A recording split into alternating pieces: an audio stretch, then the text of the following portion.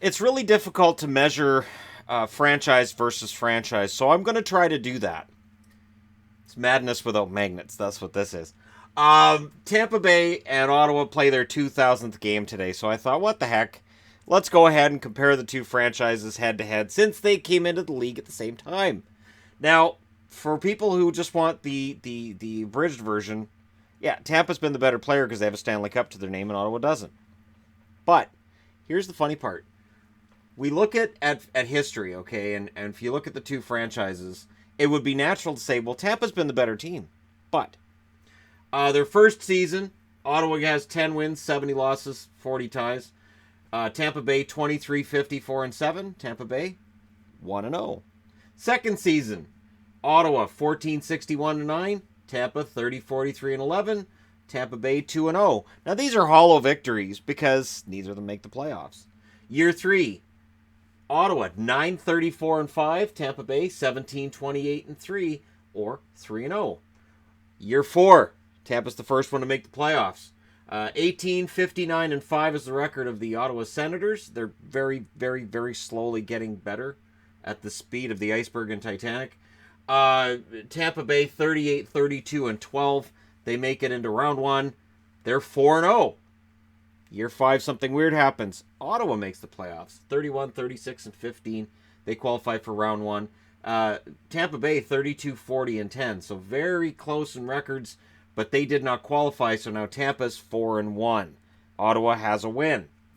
Then 34-33-15 is their record. They make it to round 2 that year. Tampa, rebuild time 17-55-10.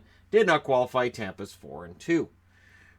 Ottawa, 44-23-15. They make it to round 1. Tampa Bay, still rebuilding, 19-54-9. Did not qualify. Tampa now, a 4-3 record. The 8th season, Ottawa, 41-28-11-2. They're out in round 1. Tampa Bay, rebuilding, 19-47-9-7. And we are even. Both cities, both organizations have won 4 seasons out of 8. It's exciting. And it's weird because there seems to be a rule that both of them can't be good at the same time. It's very rare they're both good at the same time. One's crap, the other one's pretty good. There are a couple of exceptions on the board here, and we'll get to that. So they're 4-4. Now Ottawa takes a lead. 48-21-9-4. They're out in round 1 again. Mostly Toronto problems. And then Tampa 24-47-6-5 did not qualify. Therefore, Ottawa's ahead 5-4. Ottawa 39-27-9-7. They're out in round 2. Toronto reasons. Tampa Bay 27-40-11-4. They did not qualify. Ottawa's up to 7-4. Now both teams are good the following year. It's one of those exceptions. Ottawa 52-21-8-1. They get to the conference finals that year. Tampa 36-25-16-5. They're out in round 2. Ottawa's ahead 7-4. The next season, however, is like the ultimate no. And this is where it gets tricky. Ottawa 43-23-10-6. They're out in first round. Tampa 46-22-8-6. Win the Stanley Cup. But because of how I'm scoring this, that's only a 1 on there. And this is where people would say, well, no, that should be worth more than 1. I agree, but I want to keep it simple. So Ottawa's ahead 7-5, but they don't feel ahead 7-5 because of that cup thing. And that's 2004. And then, of course, we have the lockout. Coming out of the lockout, Ottawa, Dominic Hasek, everything's great. 52-21-9, but they're out in round 2. Meanwhile, Tampa, coming off that Stanley Cup, 43-33-6. They're out in round 1, so based on the better record and being a round ahead of them, I give Ottawa the win there. They're 8-5. The next season, Ottawa, 48-25-9. They reach the Stanley Cup final. The Tampa Bay Lightning, 44-33-5. They're out in the first round. Ottawa's up to 9-5. Following season, Ottawa, 43-31-8. They're out in round 1. Tampa's back into rebuild. 31-42-9. Did not qualify. Ottawa's 10-5. The following season, and again, this is kind of a booby prize now because both of them didn't make it. Ottawa 36, 35, and 11. Tampa 24, 40, and 18. I'll give the win to Ottawa. Now, of course, the problem with that is when Tampa's finishing so low in the standings, they're getting pretty good players in the draft. And they've managed to snag themselves some pretty good players around there, and it does make it so they're more dominant when they go up. The following season, Ottawa was back in the playoffs at 44, 32, and 6. Tampa, not so much, 34, 36, and 12. So Ottawa's up to 12 and 5. The following season, Ottawa misses the playoffs at 32, 40, and 10. Tampa Bay, 46, 25, and 11, and they go to the conference final, which makes it a win for Tampa, so 12 and 6 for Ottawa.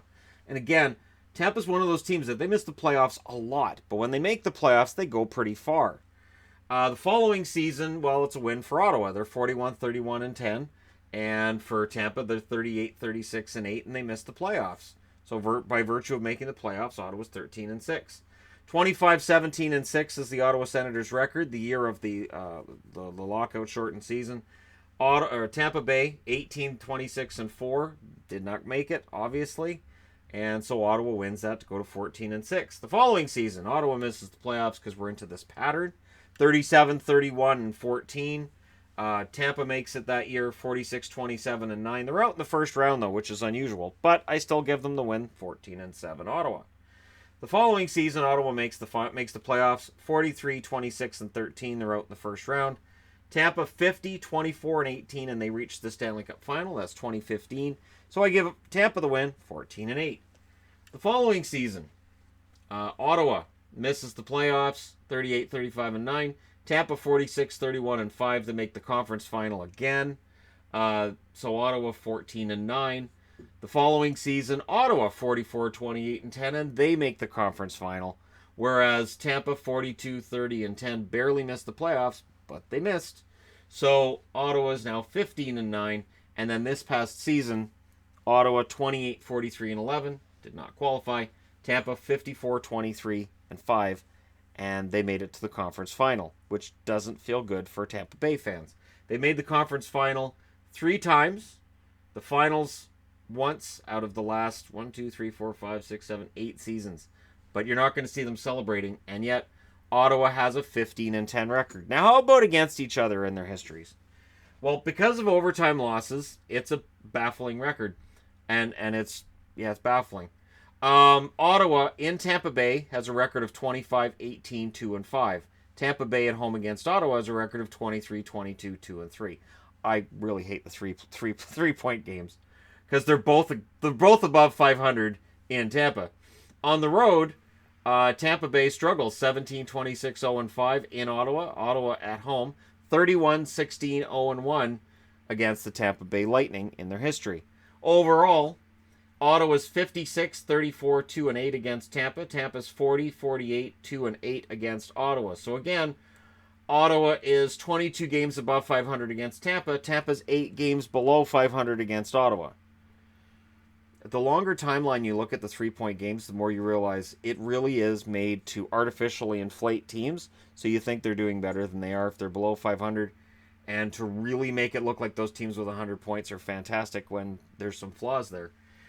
All-time records for both teams. Ottawa, 899 wins, 837 losses, 115 ties, 148 overtime losses, which means if you take those overtime and shootout losses and plunk them in the loss column, they're well below 500. Tampa Bay, 853 wins, 896 losses, 112 ties, and 138 overtime losses or shootout losses. So again, if you plunk those losses there, they have over 1,000 losses. It's all a matter of how you view it, I guess. All-time leaders in points. Alfredson, 1,178 games, 426 goals, 682 assists, 1,108 points. He is the highest point getter in the franchises of either team. Spezza, 686 games, 251 goals, 436 assists, 837 points. 637 points. Whoa, 837. Wow, that's a lot. And I think even Jason Spezza himself will go, I like the way you calculate things there, THG, but you're wrong on that. I can't do that. Carlson, 627 games, 126 goals, 392 assists, 518 points. Yashin, 504 games played, 218 goals, 273 assists, 491 points. Wade Redden, 838 games played, 101 goals, 309 assists, 410 points. On the St. Louis. See, it says St. Louis, so I say St. Louis. It's St. Louis. Tampa Bay side of things, St. Louis leads the scoring, 972 games played, 365 goals, 588 assists, and 953 points. LeCavalier, 137 games played, 383 goals, 491 assists, 874 points. Stamkos working his way up. He's got a way to go to get to LeCavalier, though. 677 games, 352 goals, 326 assists, 678 points. Stamkos is only 31 goals away from LeCavalier's all-time record leading goal scorer for Tampa Bay.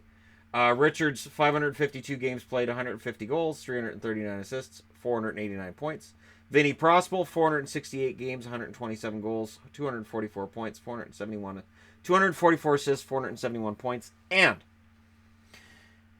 I allowed for sixth place to be on the list for Tampa because it's Hedman. 635 games played, 84 goals, 284 assists, 468 points for Hedman. What's interesting, too, when you look at the all-time leading scorers, Alfredsson left the Ottawa Senators due to a conflict with management. Marty St. Louis left the Tampa Bay Lightning due to a conflict with management. Both should have retired with their respective teams, and both of them have kind of kissed and made up with the organizations that they left. So that's curious to me. I guess you could say synergy, between them. Goaltending, wins leaders. Craig Anderson leads the way for Ottawa with 179 wins.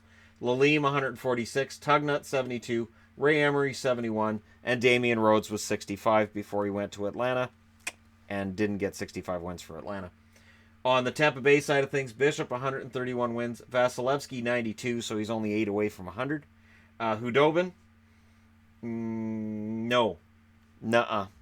No. See, this is what happens when you're quick trying to write something up here, is that you know what you're trying to write, and because you're doing your daily previews and reviews, you write the wrong name down. And maybe it's because my hand went, Hudobin's easier to write than Habibulin. Yeah, but Habibulin's the right name. So 83 wins for Habibulin. Hudobin's never played for Tampa. Pupa with 77 wins, and John Graham, 53. And there you go. So both teams have interesting similarities between them. The big difference is that Stanley Cup in 2004 for Tampa, and the Ottawa Senators falling short in 2007. And that's the big difference between the two. So there you go. Comparing the franchises, Ottawa and Tampa, over 25 years after they come into the league, and I would expect that Tampa will finish ahead of Ottawa this year, make the playoffs, and probably make this a 15-11 record.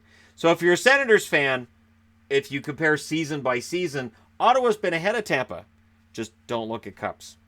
Don't look at Stanley Cups, and you're good. You look at all-time leading scorers. Alfredson's the leading scorer out of everybody. All-time wins leader. Anderson's there. All-time record. Ottawa's better. If you look at the record head-to-head, Ottawa's better. Just stay away from where things are right now, and don't look at Stanley Cups. All right, there you go. Let me know your thoughts in the comments section below. I apologize for the errors on here, and I'm glad I caught them. As soon as I said them out loud, I'm like, no, Hudobin's not. No, that's Habibulin. Because you make the save with your left Habby and your right Bulin. That's a Don Taylor joke. Anyways, let me know what you guys think in the comment section below as always. Don't forget to hit like and subscribe if you're browsing your way through. You just happened upon this video. Thank you guys so much for watching. I'll talk to you again soon.